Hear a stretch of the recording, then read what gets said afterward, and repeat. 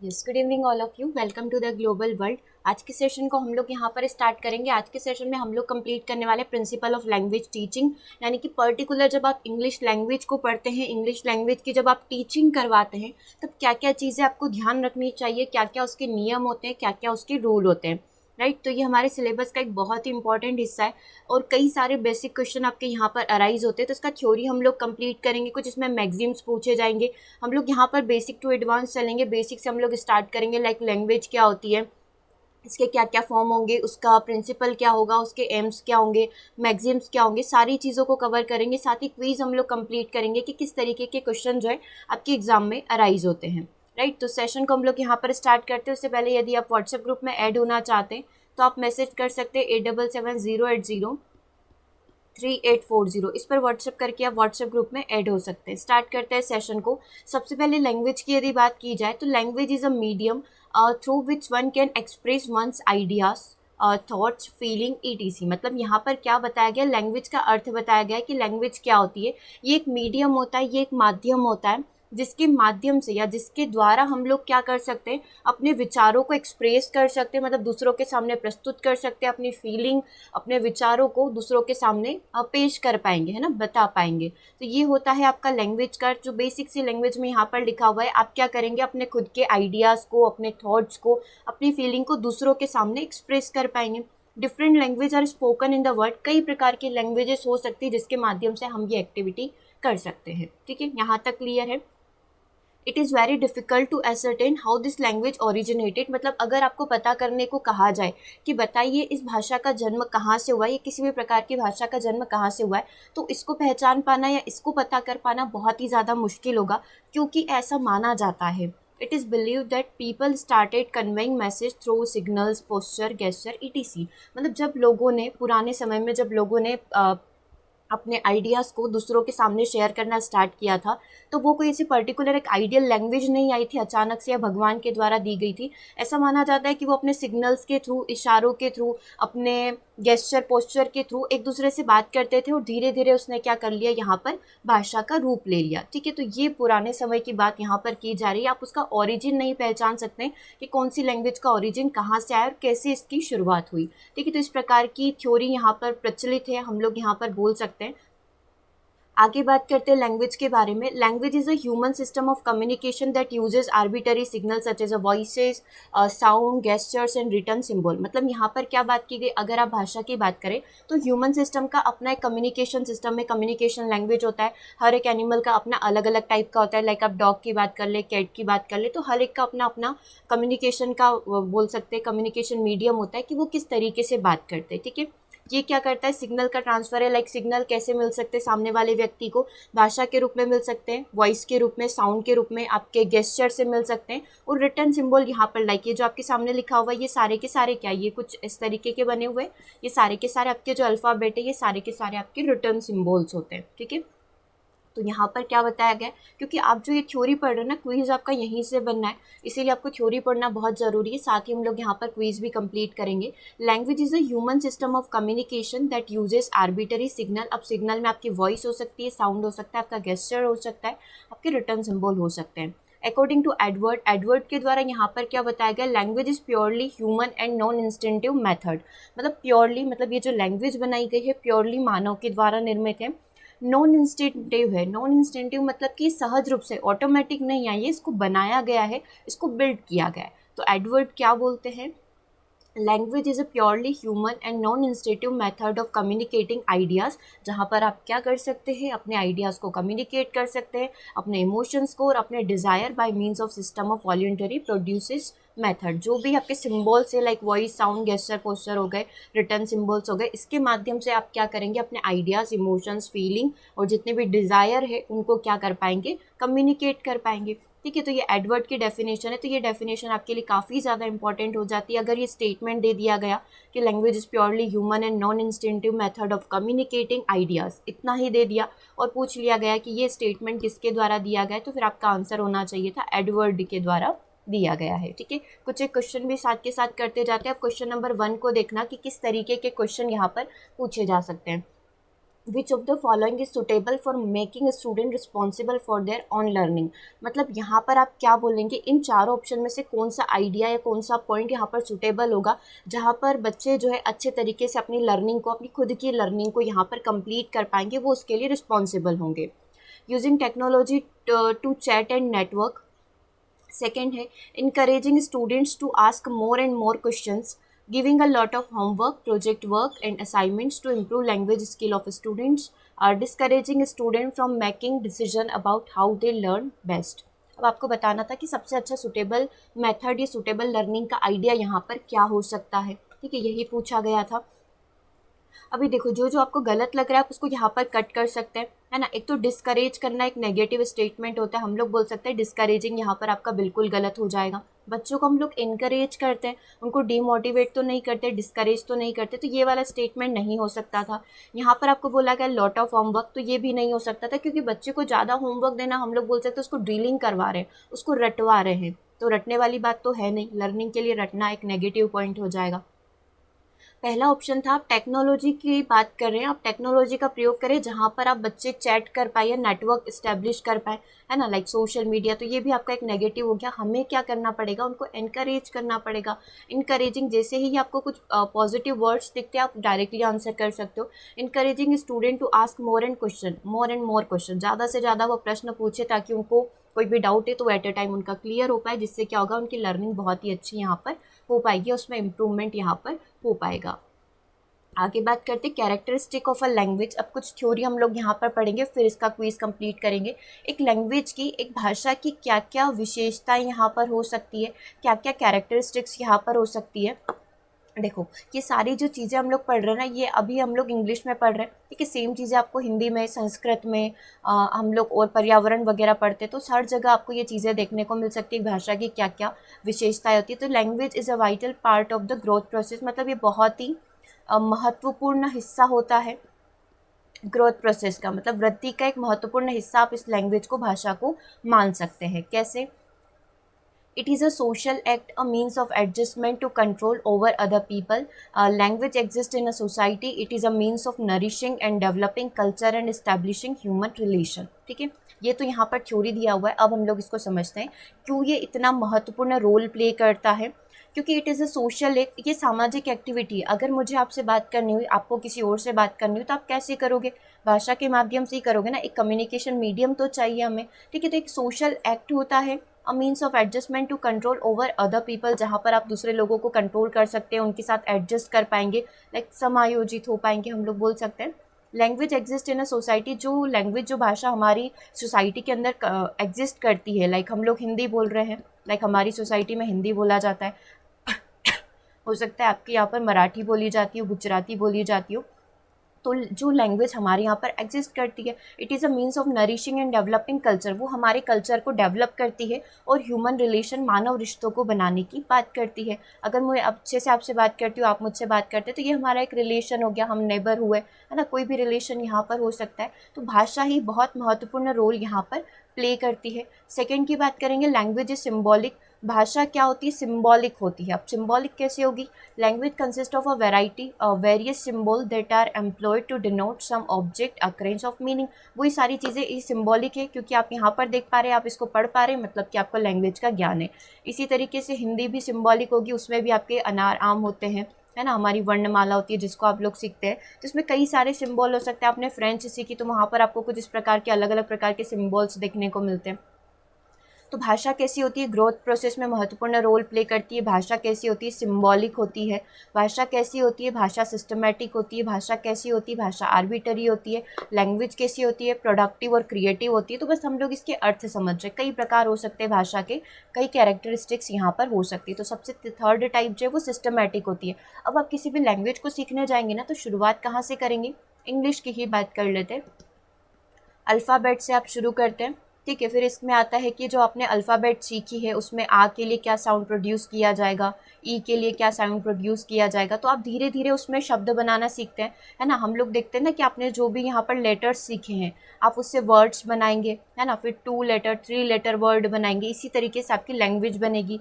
फिर आप क्या करेंगे? सेंटेंस को बिल्ड करेंगे। फिर उसमें active, passive, preposition, noun, pronoun, ये सारी का प्रयोग करेंगे। तो आपको क्या करना पड़ेगा, यहाँ पर सिस्टमैटिक वे में चलना पड़ेगा, एक व्यवस्थित रूप से चलना पड़ेगा। तो लैंग्वेज क्या होता है, किसी भी चीज़ को सीखने का एक व्यवस्थित रूप होता है।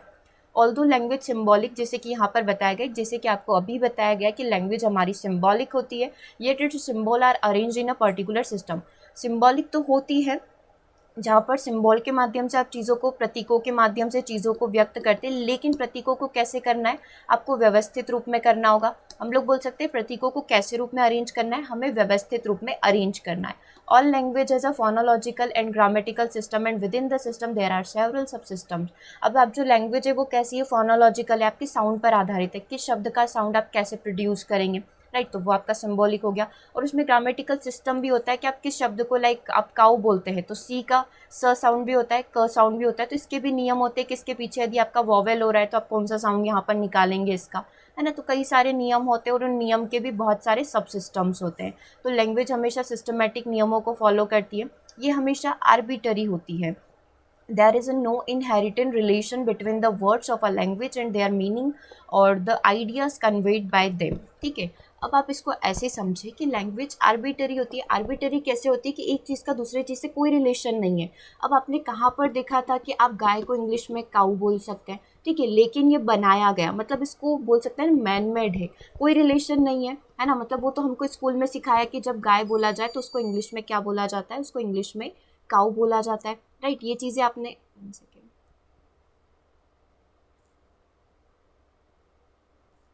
चलो स्टार्ट करते हैं।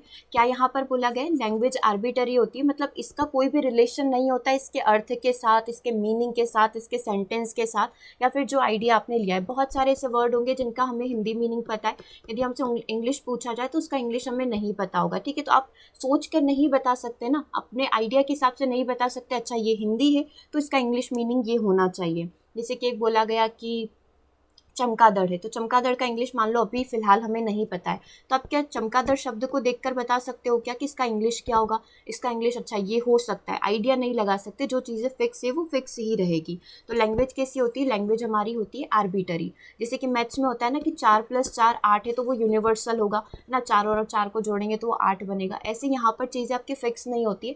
हम लोग हर एक वर्ड का बोल सकते हैं अलग अलग आइडिया, क्या निकलेगा, क्या उसका अर्थ बनेगा, कौन सी जगह उसका क्या सेंस बनेगा, वो चीज़ें अलग अलग हो सकती है। अभी मैंने आपको सिर्फ बैट बोला, तो बैट का मतलब चमगादड़ भी होता है और बैट का मतलब क्रिकेट वाला बल्ला भी होता है, ठीक है। तो ये चीज़ें क्या देगी, ये चीज़ें आपको फिर इसका बोल सकते हैं कि स्पेलिंग देखना पड़ेगा या कहाँ पर सेंटेंस में इसका प्रयोग किया गया, उसके आधार पर आप उसका मीनिंग निकाल सकते हैं, ठीक है।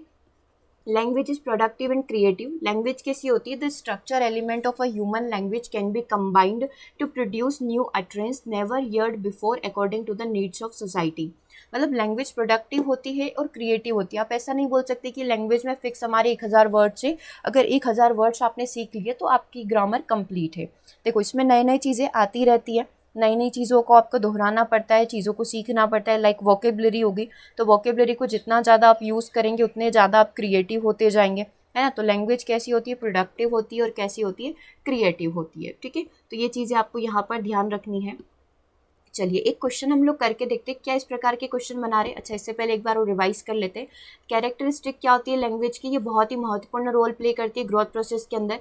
ये प्रतीकों पर आधारित होती है। लैंग्वेज कैसी होती है, सिंबॉलिक होती है, लेकिन सिंबॉलिक कैसा होना चाहिए, एक व्यवस्थित रूप से अरेंज होना चाहिए, सिस्टमेटिक वे में आप इसे अरेंज करें। लैंग्वेज कैसी होती है, आर्बिटरी होती है। लैंग्वेज कैसी होती है, प्रोडक्टिव होती है और क्रिएटिव होती है, जो आपको रचनात्मक बनाती है और जो उत्पादक होती है, राइट। यदि इसका हिंदी ट्रांसलेशन हम लोग करें तो language is productive and creative. अब एक क्वेश्चन हम लोग यहाँ पर कंप्लीट करेंगे।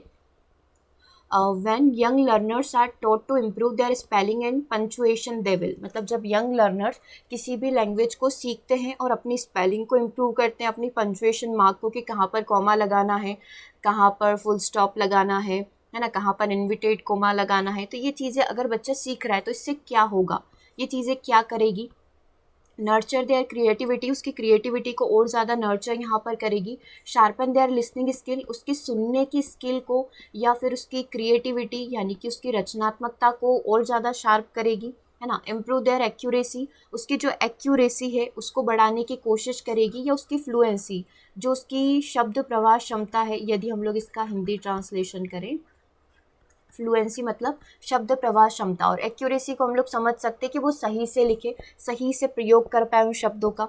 तो देखो, जब बच्चा पंक्चुएशन मार्क, कोमा लगाना सीख रहा है, इन्वर्टेड कोमा लगा रहा है या फिर फुल स्टॉप लगा रहा है, तो इससे उसकी क्या इंप्रूव होती है, उससे उसकी एक्यूरेसी इंप्रूव होगी। तो हम लोग बोल सकते हैं करेक्ट आंसर यहाँ पर सी होगा, क्योंकि ये कोई क्रिएटिविटी नहीं है कि आप कहाँ पर लगा पा रहे हो। अब यहाँ पर पंक्चुएशन हमें लगाना था, कोमा लगाना था, यहाँ पर क्वेश्चन मार्क लगाना था क्योंकि व्हेन पूछा हुआ है, तो इससे तो उस बच्चे की एक्यूरेसी बढ़ेगी। और सुनना तो है नहीं, क्योंकि उसको ये लिखना है चीज़ें, राइट।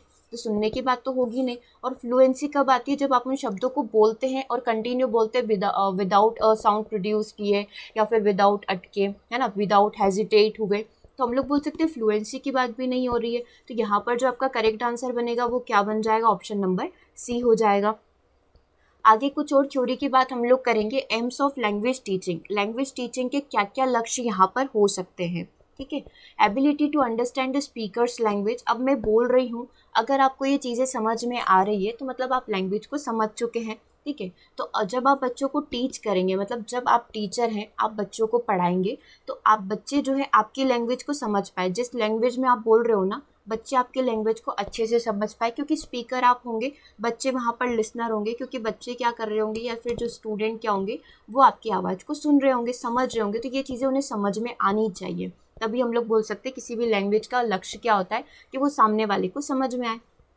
सेकेंड पॉइंट देखना, ability to read along with understanding, मतलब बच्चे उस चीज़ को, बच्चे उस भाषा को रीड कर पाए, पढ़ पाए, है ना। अब ये जो सामने लिखा हुआ है, अगर यही चीज़ें आपने same as it is board पर बच्चों के सामने लिखी, तो बच्चे इसे पढ़ पा रहे हो और साथ ही वो अंडरस्टैंड कर पा रहे हो, समझ पा रहे हो, ठीक है। तो हम लोग बोल सकते हैं ability to read along with understanding. Ability to express fluently and diversely using different skill, बच्चे अपने विचारों में इन शब्दों को एक्सप्रेस कर पाए, या जो भाषा बच्चे ने सीखी है वो एक्सप्रेस कर पाए। मतलब अगर उससे बोला जाए कि इंग्लिश में अपना डेली रूटीन बताइए, तो वो एक्सप्रेस कर पाए कि मैं सुबह उठकर ये करता हूँ, रात को सोने से पहले ये काम करके मैं सोता हूँ। तो एक्सप्रेस कर पाए, फ्लुएंटली कर पाए। अगर वो कर पा रहा है तो मतलब समझ लो कि उसने लैंग्वेज को यहाँ पर अच्छे से समझ लिया, लैंग्वेज का जो लक्ष्य था वो यहाँ पर पूरा होता है। And diversely using different skill, उसमें डिफरेंट डिफरेंट स्किल्स में वो उस लैंग्वेज का प्रयोग कर पाए। एबिलिटी टू प्रेजेंट और राइट व्यू इन अ कोहेरेंट मैनर, मतलब वो जो भी सोचता है उसको लिख पाए। मतलब यहाँ पर अभी बहुत बात हो रही थी ऊपर बोलने की, कि वो स्पीक कर पाए, है ना, यहाँ पर रीड कर पाए। मतलब चार जो हमारी स्किल्स होती है ना, LSRW करके, लिसनिंग मतलब सुनना, अगर वो सुन पा रहा है ना, स्पीकर को सुन पा रहा है, तो उसकी लिसनिंग स्किल यहाँ पर कंप्लीट होगी, वो समझ पा रहा है। स्पीकिंग, वो अपने विचारों में बोल पा रहा है, अपनी लैंग्वेज में अच्छे से बोल पा रहा है, अपने विचारों को कम्युनिकेट कर पा रहा है। रीडिंग, वो पढ़ पा रहा है, हमने बोला था कि वो रीड कर पाए और साथ ही समझ पाए कि क्या लिखा हुआ है उसके सामने। अब फोर्थ वाले पॉइंट में हमने बोला है कि वो लिख पाए। अगर उसको बोला गया है कि अच्छा आज सुबह से अभी तक आपने क्या क्या किया, उसको लिख कर बताइए, क्या वो लिख पाया इंग्लिश के अंदर। अगर वो लिख पाया, मतलब कि लैंग्वेज का टारगेट यहाँ पर कंप्लीट हुआ, है ना। Ability to learn technological language used in a teaching of other subject such as a music, computer और स्पोर्ट्स ETC, मतलब एक्सेट्रा हम लोग यहाँ पर बोल सकते हैं कि वो बच्चा क्या कर पाए, टेक्नोलॉजिकल लैंग्वेज जो है use in a teaching of other subject such as music, computer और स्पोर्ट्स, मतलब कि जहाँ जहाँ पर भी टेक्नोलॉजिकल लैंग्वेज का प्रयोग किया जाता है, लाइक म्यूज़िक की अपनी एक अलग लैंग्वेज हो गई, कंप्यूटर स्पोर्ट्स की, तो वो उसको यहाँ पर लर्न कर पाए। यदि वो उसको सीख पा रहा है तो अपना टारगेट यहाँ पर कंप्लीट होगा। Ability to understand the scientific aspect of a language, किसी भी लैंग्वेज का क्या साइंटिफिक एस्पेक्ट्स यहाँ पर हो सकते हैं, बच्चा उसे समझ पाए, है ना, वैज्ञानिक रूप उसका समझ पाए। क्रिएटिव स्किल को यहाँ पर वो डेवलप कर पाए, यदि उसने इन सारी भाषा के सारे रूपों को सीख लिया है, LSRW को सीख लिया है, तो वो कुछ नया यहाँ पर कर पाए। मान लो वो अपनी कविता लिख पाए, वो स्टोरी टेलर बन जाए, है ना, कहानियाँ बोल पाए, वो अपनी लैंग्वेज में किसी को भी ट्रांसलेट करके, नरेट करके दूसरों को सुना पाए, है ना। ये सारी स्किल्स बच्चों के अंदर अगर डेवलप हो जाती है तो लैंग्वेज का टास्क यहाँ पर कंप्लीट होगा। Development of a learner sensitivity towards national issue, culture, heritage and different aspect contemporary life, क्या यहाँ पर बताया गया है कि एक बच्चा जो है, लर्नर्स जो है, वो कैसे डेवलपमेंट कर पाएगा, मतलब कि उसे उस लैंग्वेज के अंदर वो अपने स्टेटमेंट दे पाए। जैसे हम लोग बोलते हैं ना 15 अगस्त 26 जनवरी को आप देश के बारे में कुछ बताइए, या पर्टिकुलर किसी व्यक्तित्व की कहानी आप वहाँ पर सुनाएं, आप एक गीत गा सकते हैं, वो सारी चीज़ें। तो वो उस लैंग्वेज के अंदर यदि बच्चा कंप्लीट कर पा रहा है तो आपका जो लैंग्वेज भाषा का जो लक्ष्य है वो कंप्लीट हो पाएगा। तो ये सारे के सारे लक्ष्य माने जाते हैं। लैंग्वेज के। बेसिकली आप यहाँ पर शॉर्ट में समझना चाहें तो LSRW टास्क कंप्लीट होना चाहिए, वो अच्छे से सुन पाए, उसको समझ पाए, अंडरस्टैंड कर पाए, बोल पाए, समझ पाए, पढ़ पाए, अंडरस्टैंड कर पाए और लिख पाए अपने विचारों को, सामने वाला उसको समझ पाए जो उसने लिखा है। तो LSRW टास्क कंप्लीट होना चाहिए। टेक्नोलॉजिकल लैंग्वेज उसको समझ में आनी चाहिए। लैंग्वेज का साइंटिफिक एस्पेक्ट जो होता है वो उसको समझ में आना चाहिए। बच्चा यहाँ पर क्रिएटिव बने पर्टिकुलर उस लैंग्वेज के अंदर। लैंग्वेज इंग्लिश हो सकती है, फ्रेंच हो सकती है, हिंदी हो सकती है, कोई भी हो सकती है, ठीक है। और सेंसिटिविटी मतलब वो इन चीज़ों के प्रति संवेदनशील बने। कल्चर हेरिटेज हो गया, हमारी संस्कृति हो गई, हमारी सांस्कृतिक धरोहर विरासत हो गई ना, जितने भी एस्पेक्ट्स होते हैं सभी के प्रति उसकी संवेदनशीलता उस भाषा के अंदर दिखे, है ना, ये सारी चीज़ें। आगे बात करते हैं क्या क्या लैंग्वेज का क्या क्या इंपॉर्टेंस यहाँ पर होता है या भाषा किस तरीके से अपना महत्वपूर्ण रोल प्ले करती है। तो ये हमारा लैंग्वेज प्राइमरी सोर्स होता है। अगर मुझे आपसे बात करनी हुई, आपको मुझसे बात करनी हुई, किसी और से हम लोगों को मिलकर बात करनी हुई, तो हम किस में करेंगे, लैंग्वेज में करेंगे। लैंग्वेज के अलावा और क्या माध्यम हो सकता है, तो ये प्राइमरी सोर्स माना जाता है। इसके अलावा आप दूसरों से बात करने का माध्यम नहीं ढूंढ पाएंगे, है ना। It is the method through which we share our ideas and thoughts with others. इसके माध्यम से हम लोग अपने विचारों को दूसरों के सामने प्रस्तुत करते हैं।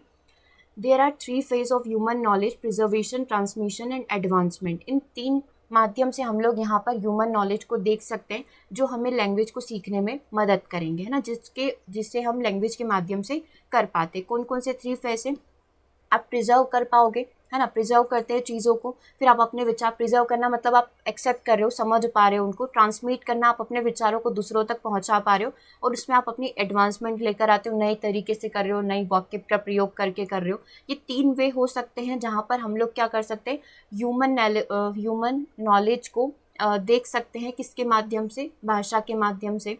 Language is also the best source of social and culture development. यदि हमारा सामाजिक और बोल सकते हैं ना सांस्कृतिक विकास करना चाहते हैं तो हमें लैंग्वेज यहाँ पर आनी चाहिए, वो हमारे लिए मस्ट होगी, ठीक है। अब आप ऐसा समझो कि कोई आदिवासी इलाके में आपने देखा होगा ना, बहुत सारे लोग ऐसे हैं जो अभी भी जंगलों में निवास करते हैं। वो कभी भी इधर नहीं आते, शहरों में, अर्बन एरियाज़ में नहीं आते हैं, गांव में नहीं आते हैं। अगर वो कभी आ गए और उन्होंने अपनी लैंग्वेज में हमसे कम्युनिकेट किया, क्या हम उनको समझ पाएंगे कि वो क्या बोलना चाह रहे हैं, राइट। तो एक माध्यम होना, एक कम्युनिकेशन का मीडियम होना, एक लैंग्वेज होना यहाँ पर बहुत ही ज़्यादा आवश्यक है, ताकि आप हमारी लैंग्वेज को और हम आपकी लैंग्वेज को समझ पाएँ। अब इंग्लिश लैंग्वेज का इंपॉर्टेंस क्या होता है, क्या क्या और इंपॉर्टेंस हो सकते हैं। Study and use of English language is important in India as it the most common foreign language. ये एक प्रकार की बोल सकते हैं विदेशी भाषा है, फॉरेन लैंग्वेज है। अगर आपको कहीं विदेश में भी जाना है, अगर आप किसी से कम्युनिकेट करना चाहते हैं तो एक कॉमन लैंग्वेज होती है जो हर कंट्री के व्यक्ति के द्वारा बोली जाती है या किसी न किसी को इस चीज़ का आइडिया होता है, ठीक है। तो अगर आपको दूसरे कंट्री के लोगों से कम्युनिकेट करना है तो आप इंग्लिश में कर सकते हैं। Everyone needs to learn the language in order to get in touch and international level. यदि आप इंटरनेशनल लेवल पर किसी और से कम्युनिकेट करना चाहते हैं, बातचीत करना चाहते हैं, कुछ पूछना चाहते हैं, तो एक बेसिक आइडिया हमें इंग्लिश का होना चाहिए। यदि हम लोग यूजीसी की बात करें तो यूजीसी क्या बोलता है इंग्लिश के बारे में।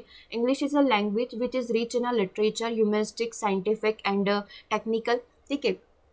लिटरेचर में आपको इंग्लिश चाहिए, उसमें ह्यूमनिस्टिक बिहेवियर, साइंटिफिक बिहेवियर के लिए, टेक्निकल बिहेवियर के लिए आपको इंग्लिश का ज्ञान होना आवश्यक है।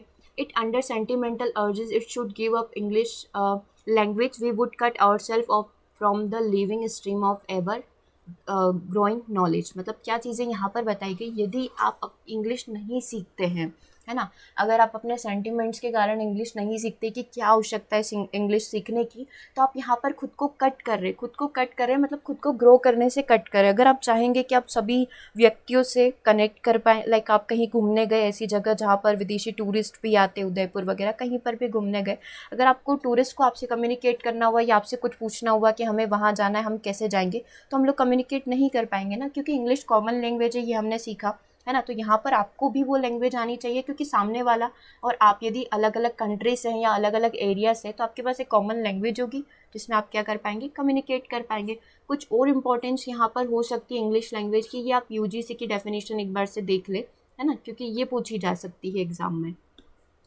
देखो यहाँ पर एक क्वेश्चन हम लोग कंप्लीट करते हैं। सबसे पहले, which among the following doesn't come under the meaning of under meaning based activity. मतलब यहाँ पर कौन सा पॉइंट जो है मीनिंग बेस्ड एक्टिविटी के बारे में सही नहीं है। हमसे पूछा गया कि मीनिंग बेस्ड एक्टिविटी जो है उसके अंदर कौन सा पॉइंट नहीं आता है, ठीक है। Interacting with the text, using previous knowledge, reading the text and then narrating the same to the peers, reading out every word aloud and translating it। क्या यहाँ पर बताया गया है हमें कि कौन सी चीज़ें जो हैं यहाँ पर मीनिंग बेस्ड एक्टिविटी में जहाँ पर आप उसका अर्थ समझ पाएँ।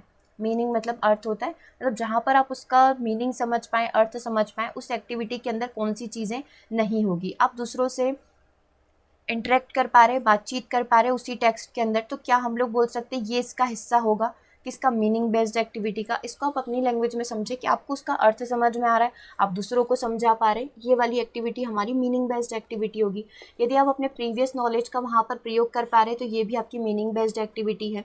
Reading out every word allowed in translating it, यहाँ पर आप क्या कर रहे हैं, हर एक शब्द को पढ़ रहे हैं और उसको ट्रांसलेट कर पा रहे हो। तीसरा ऑप्शन देखो, रीडिंग द टेक्स्ट, आप उस जो टेक्स्ट आपके सामने लिखा हुआ है, मान लो कोई भी एक आर्टिकल आपके सामने लिखा हुआ है या न्यूज़पेपर पढ़ा हुआ है इंग्लिश का, ठीक है, आप उसमें इंटरेक्ट कर पा रहे, समझ पा रहे, दूसरों के साथ उसमें बातचीत कर पा रहे, आप अपने प्रीवियस नॉलेज का प्रयोग करके वहाँ पर उसका मीनिंग अर्थ समझ पा रहे। रीडिंग द टेक्स्ट, आप उस टेक्स्ट को पढ़ा, आपने उस टेक्स्ट को रीड किया जो भी आर्टिकल में लिखा हुआ था, देन आप नरेट कर रहे अपने सेम पीयर्स के साथ। मान लो आपके साथ आपके फ्रेंड्स बैठे हुए थे तो आप उनको बता रहे कि आज के न्यूज़पेपर में ये चीज़ें दी हुई है, आप उनके साथ नरेट कर रहे हैं, है ना, कथन कर रहे हैं, मतलब बातचीत कर रहे हैं। तो ये स्टेटमेंट भी राइट है, ये भी राइट है और ये भी राइट है, मतलब ये राइट और ये भी राइट हुआ।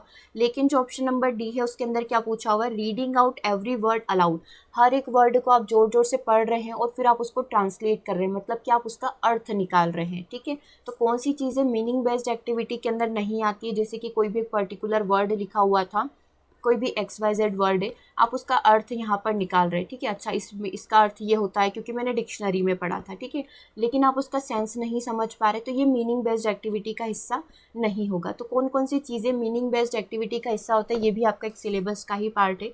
तो आप यहाँ पर देख सकते हैं, आप उस टेक्स्ट के साथ इंटरेक्ट कर पाएँ, अच्छे से समझ पाएँ उस टेक्स्ट को, ठीक है, आप अपने प्रीवियस नॉलेज का प्रयोग यहाँ पर कर पाएँ। Solving task related to the real world experience, मतलब आप उसको समझ पा रहे हैं, आप उसमें कोई भी टास्क है तो आप उसको परफॉर्म कर पा रहे हैं रियल वर्ल्ड एक्सपीरियंस के साथ जो आपके पास अनुभव है।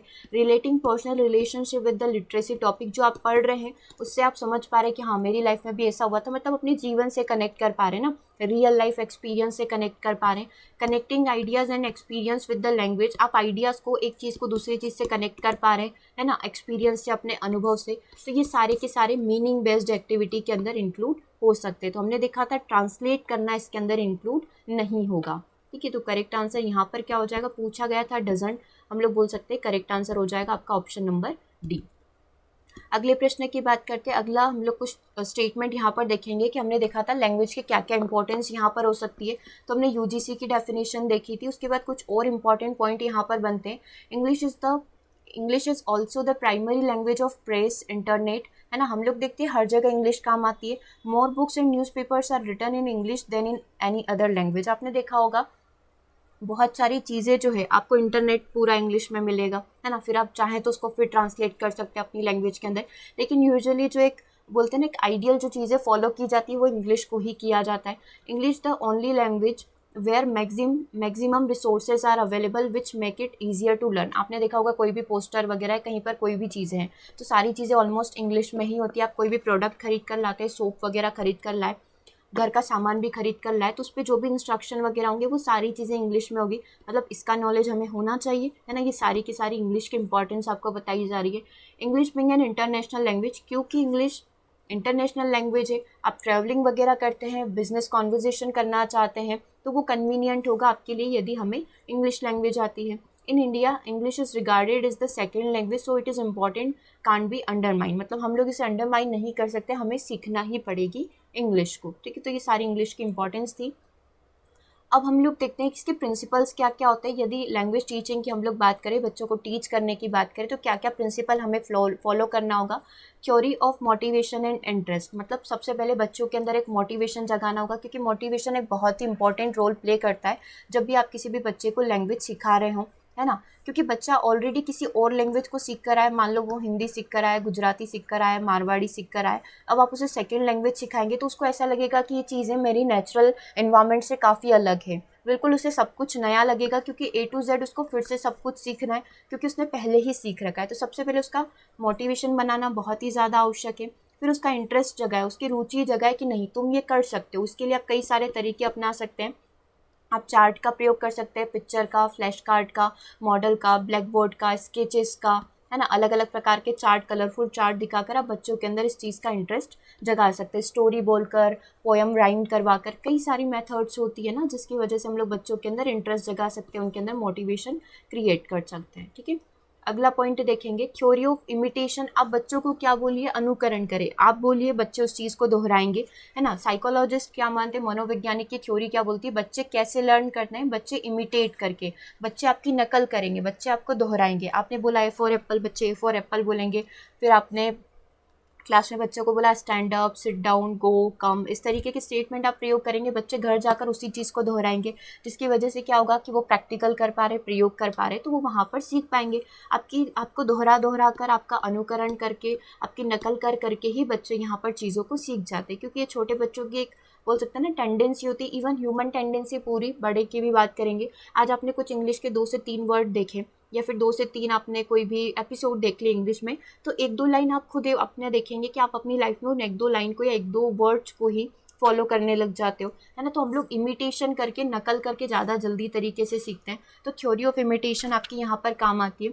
थ्योरी ऑफ हैबिट फॉर्मेशन, अब आपको यहाँ पर क्या करना पड़ेगा, जब भी आप किसी लैंग्वेज को लर्न करना चाहते हैं, आपको क्या करना पड़ेगा, अपनी हैबिट बनानी पड़ेगी, अपनी आदत बनानी पड़ेगी बोलने की, तभी आप उस लैंग्वेज को लर्न कर पाएंगे। तो ये सबसे मोस्ट इंपॉर्टेंट, आप इसको प्रिंसिपल यहाँ पर बोल सकते हो। पामर ने यहाँ पर क्या बोला है, is essentially habit forming process, a process during which we acquire new habits. आपने कोई एक हैबिट सीखी, कोई एक आदत बना ली, उसी के बेसिस पर आपकी नई नई आदत यहाँ पर बनती जाती है।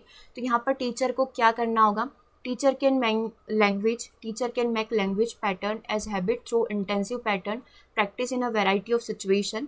In language learning, habits of speech, listening, reading, writing, correct pronunciation should be formed. अगर आपने अपनी आदत बना ली तो आप क्या करें, ज़्यादा से ज़्यादा उनकी प्रैक्टिस करें। हैबिट कैसे बनेगी, जब आप ज़्यादा से ज़्यादा प्रैक्टिस करेंगे, उसी माहौल में रहेंगे, सुनेंगे, बोलेंगे, समझेंगे चीज़ों को, प्रोनाउंसिएशन करेंगे, तो इससे क्या होगा, आपकी आदत बन जाएगी, उस लैंग्वेज पर आपकी कमांड हासिल हो जाएगी, राइट। अगला पॉइंट है theory of exercise, practice and drill आपको करनी पड़ेगी। BF स्किनर क्या बोलते हैं, साइकोलॉजिकल एक्सपेरिमेंट यहाँ पर क्या बोलता है, इन्होंने प्रूव किया है कि that practising and drilling play an important part on a language teaching. जितना ज़्यादा आप प्रैक्टिस करेंगे, जितना ज़्यादा आप ड्रिल करेंगे, उसका अभ्यास करेंगे, उतना ही जल्दी आप चीज़ों को समझ पाएंगे। ठीक है, तो यहाँ पर टीचर को क्या करना पड़ेगा, हमें क्या करना पड़ेगा, teacher should make sure that repetition of things at proper interval should be done. मतलब बराबर समय पर, बराबर समय पर, बराबर इंटरवल पर आपको क्या करना पड़ेगा, बच्चों को प्रैक्टिस करवानी पड़ेगी, राइट। अगला पॉइंट देखते हैं theory of individual differences. Every child is a unique. आपने देखा है हर एक बच्चा अपना यूनिक होता है, हर एक बच्चे के सीखने के अपने अलग तरीके होते हैं। कोई चुपचाप साइलेंटली पढ़कर सीख जाता है, कोई बोल बोल कर अगर उसने पढ़ा है तो उसको वो चीज़ें याद रहेगी, है ना। तो टीचर को हर एक चीज़ का ध्यान रखना पड़ेगा, उसके बैकग्राउंड का ध्यान रखना पड़ेगा, है ना। सारी चीज़ों को ध्यान में रखते हुए टीचर को यहाँ पर बच्चों को टीचिंग करवानी होगी, पढ़ाना होगा कि बच्चे किस किस तरीके से यहाँ पर सीख सकते हैं। तो टीचर को यहाँ पर क्या करने, अलग अलग टैक्ट वगैरह, अलग अलग स्ट्रैटेजी वगैरह, कई सारी अप्रोचेस का प्रयोग करके बच्चों को यहाँ पर पढ़ाना पड़ेगा, जिससे सारे ही बच्चे कॉमनली यहाँ पर चीज़ों को लर्न कर पाए। ठीक है, और क्या क्या चीज़ें हो सकती है, theory of using mother language. Mother tongue should be sparingly and judiciously used while teaching English. मतलब आप देखते हैं जब भी शुरुआत में बच्चों को आप सेकेंड लैंग्वेज सिखाना चाहते हैं, कोई भी लैंग्वेज को लर्न करवाना चाहते हैं, तो आप अपनी मातृभाषा का प्रयोग करें, जो बच्चे सीख कर आए हैं। लाइक बच्चा हिंदी भाषा का प्रयोग करता है, तो आप कुछ वर्ड उसको हिंदी में सिखाएं, फिर इसको इंग्लिश में ट्रांसलेशन करवाएं। तो यहाँ पर आप मदर टंग का प्रयोग शुरुआती समय में करते हैं, तो बच्चे को लगेगा नहीं, ये पूरा का पूरा उसका नेचुरल इन्वायरमेंट है ना। तो यहाँ पर आप क्या कर सकते हैं, इस लैंग्वेज का शुरुआती समय में प्रयोग कर सकते हैं, लेकिन बहुत ही ज़्यादा एक्सेसिव प्रयोग आपको नहीं करना है, क्योंकि बहुत ज़्यादा मात्रा में यदि आपने मदर टंग का प्रयोग किया तो बच्चे उस चीज़ के एडिक्टेड हो जाएंगे। फिर हर चीज़ समझने के लिए उन्हें क्या करना पड़ेगा, मदर टंग का सहारा लेना पड़ेगा। सिर्फ प्राइमरी लेवल पर, शुरुआती समय पर, शुरुआती स्कूल के समय पर ही आप मदर टंग का प्रयोग कर सकते हैं। कोरिलेशन विथ लाइफ, कुछ ऐसी चीज़ें पढ़ाइए, कुछ ऐसी चीज़ों की प्रैक्टिस करवाइए जहाँ पर वो उनकी रियल लाइफ से कनेक्ट करती हो। लाइक उनका डेली रूटीन हो गया कि वो किस तरीके से कार्य करते हैं, लाइक उनकी दिनचर्या हो गई, या फिर आप कहाँ घूमने गए थे, संडे को आपका वीकेंड कैसा रहा, सैटरडे संडे आपका कैसा रहा, वो इंग्लिश में सुनाइए, है ना। तो ये सारे तरीके हो सकते हैं जिससे वो क्या करें, अपनी लाइफ से चीज़ों को कनेक्ट कर पाएँ। आगे देखेंगे थ्योरी ऑफ ऑरल अप्रोच। यहाँ पर बच्चे क्या करें, speech motivation the learners to learn. यहाँ पर स्पीच क्या करती है, बच्चों को मोटिवेट करती है ना। भाषा क्या करेगी, जिसमें बच्चा कम्युनिकेट कर रहा है वो बच्चों को मोटिवेट करेगी। ठीक है, speech must precede reading and writing. Introduction to lesson should begin orally and learning to speak a language is always the short and way to learning to read and write. अगर बच्चा read और right करना चाहता है तो आप सबसे पहले क्या करें, उस पर स्पीक करना सिखाए, उसको बोलना सिखाए। अगर वो बोल पाया है ना तो वो चीज़ें उसे क्या करेगी, अगर मैं बोल पा रहा हूँ तो डेफिनेटली मैं लिख भी पाऊंगा, मैं पढ़ भी पाऊंगा। तो सबसे पहले हमें क्या करना पड़ेगा, स्पीच को फॉलो करना पड़ेगा। ठीक है, पहले वो सुने फिर वो बोले, ये फॉलो होता है हम लोगों का। सबसे पहले वो सुनेगा टीचर को, फिर टीचर ने जैसा बोला वो उसको इमिटेट करेगा, उसका अनुकरण करेगा, उसको स्पीक करेगा, उसको बोलेगा, फिर वो पढ़ेगा और वो फिर लिखना सीख जाएगा, है ना। तो ये लैंग्वेज टीचिंग का एक प्रिंसिपल हो सकता है। Theory of selection and gradation, यहाँ पर वो सिलेक्शन एंड ग्रेडेशन को फॉलो करे। देखो, item of learning should be presented according to the order of ease. मतलब कि यहाँ पर आप बच्चों को जो चीज़ें सिखाने वाले हो ना, उसमें आप किस चीज़ का ध्यान रखें, आप इजी चीज़ों को सिखाएं, उसके बाद धीरे धीरे लेवल इंक्रीज़ करें। ऐसा नहीं कि आपने बहुत टफ वोकेबलरी पहले पढ़ा दी और जब वो सेंटेंस बनाने बैठा तो उसको ईजी वर्ड्स भी समझ में नहीं आ रहे कि खाना पकाने के लिए मैं किस शब्द का प्रयोग करूं, है ना। तो क्या करना पड़ेगा हमें, यहाँ पर बहुत सिलेक्ट करके बहुत ही चीज़ों को देखते हुए बोल सकते हैं कि इजी टू हार्ड हम लोग जाएं या फिर बेसिक टू एडवांस हम लोग जाएं, है ना। तो इस ऑर्डर को हमें फॉलो करना पड़ेगा। It should not be too rigid grading, मतलब बहुत ही ज़्यादा बच्चे के लिए वो हार्ड ना हो जाए, टफ ना बन जाए। तो हमें क्या करना पड़ेगा, बिल्कुल स्ट्रक्चर वे में चलना पड़ेगा। वोकेबलरी भी बेसिक टू एडवांस चलना पड़ेगा। Essential vocabulary and basic structure of language आप यहाँ पर प्रयोग करेंगे जब आप बच्चों को पढ़ा रहे होंगे। ठीक है, अब यहाँ पर एक आध क्वेश्चन और हम लोग कंप्लीट करते हैं। Drilling is a teaching learning technique और अ स्ट्रेटजी इन। ड्रिलिंग जो होती है हम लोग प्रयोग करते हैं, ड्रिलिंग बच्चों को दोहराने की बात की जाती है। तो यहाँ पर ये स्ट्रेटजी क्या काम करती है, कंस्ट्रक्टिविस्ट लैंग्वेज टीचिंग का काम करती है, स्ट्रक्चर बनाने का काम करती है, बच्चे स्ट्रक्चर्ड वे में चीज़ों को सीखते हैं। कम्युनिकेटिव लर्निंग टीचिंग का प्रयोग करती है, लेक्सिकल अप्रोच का प्रयोग करती है। सबसे पहले हम लोग इन चारों ऑप्शन को समझ लेते हैं, उसके बाद आप देखिएगा क्या आंसर यहाँ पर हो सकता है। क्योंकि सबसे पहला जो ऑप्शन है वो आपको ये बोल रहा है कि कंस्ट्रक्टिविस्ट लैंग्वेज टीचिंग। कंस्ट्रक्टिविस्ट मतलब कि आप खुद अपनी लैंग्वेज का क्रिएटिव वे में निर्माण करते हैं। मतलब कि कुछ चीज़ें आपने सीखी, अब आप अपनी क्रिएटिविटी का, लाइक आपने सबसे पहले सीख लिया वोकेबलरी को, सीख लिया आपने सेंटेंस स्ट्रक्चर को, सीख लिया, अब आप क्रिएटिव वे में उसका प्रयोग कर रहे हैं। आपने एक पोयम लिख दी, आपने एक स्टोरी बना दी, है ना। तो वो कंस्ट्रक्टिविस्ट, कुछ नया करने की बात हो रही है। स्ट्रक्चरलिज्म के अंदर हम लोग बात करते हैं कि आप पूरा प्रॉपर स्ट्रक्चर में सीखें। आप कैसे चलें, आप बेसिक टू एडवांस चलें, राइट। कैसे चलना है, बेसिक टू एडवांस, मतलब एक स्ट्रक्चर्ड वे में। जैसे लास्ट वाला पॉइंट हम लोगों ने पढ़ा कि वोकेबलरी आपको पहले बेसिक सीखना है, स्ट्रक्चर आपको पहले बेसिक वाला सीखना है, फिर आप धीरे धीरे एडवांस पर मूव करें। कम्युनिकेटिव लर्निंग टीचिंग, अब यहाँ पर आप क्या करें, ऐसी लर्निंग और टीचिंग करें कि कम्युनिकेटिव वे में, जहाँ पर आप दूसरों से कम्युनिकेट कर पाएँ।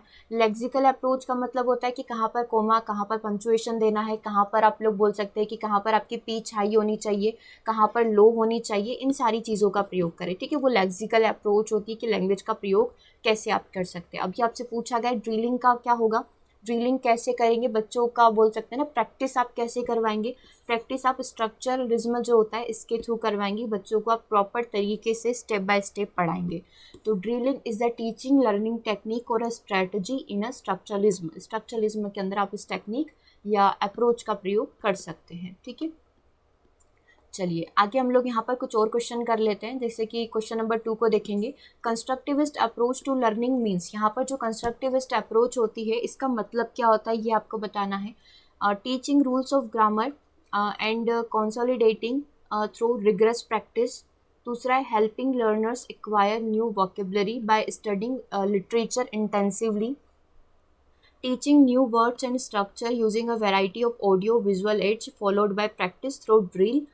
Involving the students in a variety of activities to encourage them to learn new words and structure by accommodating them with those that they have already learned through a process of discovery. देखो चारों option बड़े हैं, आप एक एक करके समझिए क्या आंसर यहाँ पर हो सकता है, देन हम लोग इसको डिस्कस करते हैं।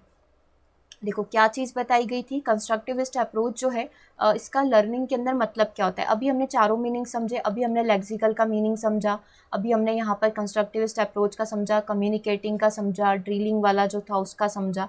तो यहाँ पर क्या हो रहा है, आप ग्रामर के रूल समझे और उसकी ज़्यादा से ज़्यादा मतलब रिगरसली प्रैक्टिस करते रहे जब तक कि आपको आंसर नहीं मिल जाता, समझ नहीं आ जाता। क्या ये कंस्ट्रक्टिविस्ट अप्रोच हो सकती है? नहीं। Helping learners acquire new vocabulary, क्या बच्चा यहाँ पर सिर्फ न्यू वोकेबलरी को सीख पाए, लिटरेचर टर्म्स को सीख पाए? नहीं। ये भी कंस्ट्रक्टिविस्ट मतलब होता है बच्चे का क्रिएटिव होना, है ना, मतलब कुछ नया कर जाना, कुछ अच्छा कर जाना जो उसको लैंग्वेज को सीखने में हेल्प करे। Teaching new words and structure using a variety of audio visual add followed by practice through drill. बच्चा यहाँ पर ड्रिल करता रहे, अभ्यास करता रहे, जैसे कि स्ट्रक्चर वाली मेथड में किया जाता है, स्ट्रक्चरलिज्म में किया जाता है कि अभ्यास करते रहो जब तक कि आप सफल नहीं हो जाते या जब तक कि आपको आपका आंसर नहीं मिल जाता, लाइक हम लोग मैथ्स वगैरह में करते हैं, है ना। नए वर्ड्स को सीखते रहो, उसके स्ट्रक्चर को सीखते रहो, तो ये भी नहीं हो सकता। अगला ऑप्शन देखते हैं, involving the students in a varieties of activities to encourage them to learn new words and structure by accommodating them with those that they have already learned through a process of discovery। ये बात हो गई यहाँ पर खोज करने की, और खोज करना किसको बताता है या डिस्कवरी करना किसको बताता है, आपकी क्रिएटिविटी को बताता है। आपने खुद से कुछ सीखा है ना, आपने खुद से नए नए वर्ड्स फाइंड आउट किए। आपको एक आर्टिकल दिया गया आज और इसमें बताया गया कि इसमें जितने भी आपको टफ वर्ड लग रहे हैं वो उनको फाइंड आउट करिए, लाइक कंसोलिडेटिंग हो गया, या फिर कोई भी ऐसे वर्ड हो गए लाइक अकोमोडेटिंग हो गया, है ना, विजुअल हो गया, और भी कुछ ऐसे वर्ड्स हैं जो हमको शायद फाइंड आउट करने पड़ सकते हैं। तो इन वर्ड्स को फाइंड आउट करिए, इनका हिंदी मीनिंग लिख कर लाइए, इनका प्रोनाउंसिएशन लिख कर लाइए, इनसे एक आध सेंटेंस बना कर लाइए। तो ये चीज़ें क्या करेगी, आपको डिस्कवरी करने पर, खोज करने पर मजबूर करेगी। इसकी वजह से आप क्या बनेंगे, इसकी वजह से आप क्रिएटिव बनेंगे। हम लोग बोल सकते हैं ऑप्शन नंबर डी यहाँ पर बिल्कुल करेक्ट है। नेक्स्ट क्वेश्चन को देखते हैं, क्वेश्चन नंबर 3 आपकी स्क्रीन पर है। When learners are engaged in a pair activity, taking on roles of a doctor and a patient, the activity is called। यहाँ पर लर्नर को बिजी करने के लिए लर्नर्स जो होते हैं, जो सीखने वाले होते हैं, अधिगमकर्ता जो होते हैं, उन्हें एक पेयर एक्टिविटी दी गई है जहाँ पर हमने क्या किया, उनको कुछ रोल दिया। एक बच्चे को डॉक्टर बनाया, दूसरे बच्चों को पेशेंट बनाया, कुछ को नर्स बना दिया, कुछ को कंपाउंडर्स बना दिए। तो ये एक्टिविटी क्या कहलाएगी, मतलब आप क्या कर रहे हैं यहाँ पर, डिक्लेमेशन कर रहे हैं, सिमुलेशन कर रहे हैं, एक्सचेंजिंग नोट्स कर रहे हैं, रियल एक्टिविटी हो रही है। क्या हम लोग यहाँ पर बोल सकते हैं, क्या आंसर यहाँ पर हो सकता है, कौन सी एक्टिविटी यहाँ पर करवाई जा रही है? ये जो पैर एक्टिविटी है, इस एक्टिविटी को बोला जाता है सिमुलेशन करना। सिमुलेशन का मतलब होता है कि अनुकरण करना। बच्चों को चीज़ें बताई गई कि डॉक्टर का रोल ये होता है, पेशेंट आकर इस तरीके से अपनी व्यथा डॉक्टर को सुनाता है, डॉक्टर उस पर रिस्पॉन्स करते हैं, उसको दवाई गोली देते हैं, है ना, उसका ट्रीटमेंट करते हैं। तो ये सिमुलेशन होता है ना। सिमुलेशन मतलब आपने जो चीज़ें देखी आप उसका दोहराव करेंगे, ठीक है। तो इस प्रकार की एक्टिविटी क्या कहलाती है, सिमुलेशन एक्टिविटी कहलाती है। तो हम लोग बोल सकते हैं यहाँ पर जो आपका करेक्ट आंसर बनेगा वो क्या बन जाएगा, ऑप्शन नंबर बी। इस प्रकार का कोई भी रोल प्ले करना सिमुलेशन के नाम से जाना जाता है, ठीक है। तो करेक्ट आंसर क्या हो जाएगा, ऑप्शन नंबर बी। ओके, तो ये इस तरीके के कुछ क्वेश्चन आपसे एग्जाम के अंदर पूछे जा सकते हैं, तो आप इनको बिल्कुल रेडी करके रखें कि हाँ, इस प्रकार के यदि प्रश्न पूछे जाते हैं प्रिंसिपल ऑफ लैंग्वेज टीचिंग से, तो हम लोग बिल्कुल ही कर पाएंगे, है ना, अच्छे से। एक नंबर, यदि 1 से 2 क्वेश्चन भी पूछे गए तो आप आसानी से 2 स्कोर यहाँ पर कर सकते हैं, क्योंकि बहुत ज़्यादा टफ नहीं बनता है। बहुत कम पॉसिबिलिटी होती है कि कुछ डेफिनेशन से रिलेटेड या जो आपको पर्टिकुलर परिभाषाएँ दी गई है उससे रिलेवेंट क्वेश्चन यहाँ पर आपसे पूछे जाए। मोस्टली यही होता है कि कुछ आपसे इसी तरीके से रियल बेस्ड एक्टिविटी जो क्वेश्चन होते हैं वो यहाँ पर पूछ लिए जाते हैं, जो आपके रियल लाइफ से कनेक्ट करते हैं, ठीक है। तो आई होप कि ये सेशन आप लोगों के लिए काफ़ी हेल्पफुल रहा हो, ठीक है। सेशन कैसा लगा कमेंट करके ज़रूर से बताएं, ताकि इसी तरीके से और भी सेशंस को हम लोग यहाँ पर कंटिन्यू करें। ओके, सेशन को ओवर करेंगे। Thanks for watching.